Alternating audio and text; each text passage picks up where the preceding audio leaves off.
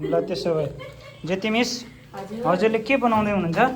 मैले चाहिँ small एबिसिडीको chart बनाउँदै हुनुहुन्छ है? हजुर। ल धन्यवाद हजुरलाई सक्रिय रूपमा चाहिँ शैक्षिक सामग्री बनाउनको लागि सक्रिय हुनुभएकोमा। अरू केही भन्नु छ हजुरले? के मन्तव्य राख्नुहुन्छ? छैन सर।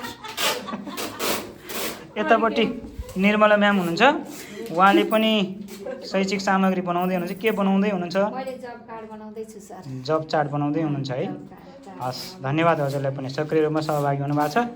यतापट्टि सरस्वती मिस हुनुहुन्छ, उहाँ पनि सक्रिय रूपमा सहभागी हुनुभएको छ। के बनाउँदै हुनुहुन्छ हजुरले?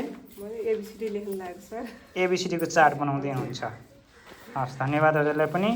यतापट्टि हामी सबैको यो जुन आर्टमा एकदम सिपालु दुर्गा मिस हुनुहुन्छ, हामी सबैले निर्देशन दिनुहुन्छ उहाँले यसरी बनाउने भनेर। उहाँले पनि बनाउँदै हुन्छ। के बनाउँदै हुनुहुन्छ यसो जानकारी पाउन पाए हुन्थ्यो। मैले चाहिँ जब चार्ट बनाउँदैछु सर। हस् धन्यवाद। जब चार्ट एकदम आवश्यक चिज हो क्लासरुममा, सबै क्लासरुममा राख्न पाएदेखि विद्यार्थीहरूले आफ्नो आफ्नो काम के हो भन्ने कुरा सबै विद्यार्थीहरूलाई थाहा हुन्छ र सक्रिय रूपमा सहभागी हुन्छन्। यतापट्टि अब यता जाउँ। यतापट्टि हाम्रो रमेश मराठा सर हुनुहुन्छ। नमस्कार। के उहाँ पनि सक्रिय रूपमा यहाँ सहभागी हुनुभएको छ। के बनाउँदै हुनुहुन्छ सरले? ट्राफिक लाइटको सम्बन्धित विद्यार्थीहरूलाई जानकारीको लागि त्यो शैक्षिक सामग्री बनाउँदैछु सर मैले। हजुर। यतापट्टि जब चार्ट पनि तयार भइसकेको छ लगभग। यो मिति तालिका, जब चार्ट, हजुर, ट्राफिक सङ्केत र अब अन्य अरू शैक्षिक सामग्रीहरू पनि बनाउने तयारीमा बन्दैछ। धन्यवाद सरलाई। धेरै कुरा बनाइसक्नु भएको रहेछ सरले। अब बन्दैछ सर। कति दिन लगाउनु भयो सरले? लगभग 1 हप्ता लगाउनु भयो कि? अब आज 4-5औँ दिन हुन लागिरहेको छ सर। हस् धन्यवाद। सक्रिय रूपमा सहभागी हुनुभएको छ, उहाँलाई पनि धेरै धेरै धन्यवाद।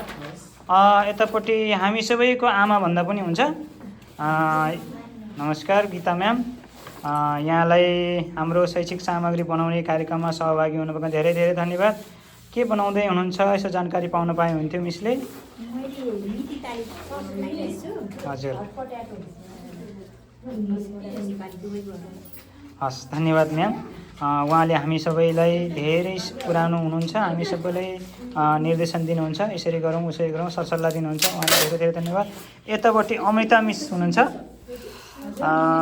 हाम्रो राष्ट्रिय आधारभूत विद्यालय पढिरहेको अमृता मिस हुनुहुन्छ। के बनाउँदै हुनुहुन्छ अमृता मिसले? सर मैले 12 महिनाको चार्ट पेपरमा नाम लेखेर लेमिनेसन गर्दैछु, यसलाई छिट्टै नै नबिगारोस् बच्चाहरूले भनेर। एकदम राम्रो। हामीसँग लेमिनेसन मेसिन एकदम एभाइलेबल छ। यो लेमिनेसन मेसिन हो हाम्रो विद्यालयको। स्थानीय तहमा जे चिज हामीले पाउँछौँ त्यसैलाई राम्रो, बलियो र सस्तो रूपमा बनाउने कोसिस गर्छौँ। उहाँलाई धेरै धेरै धन्यवाद। हस्।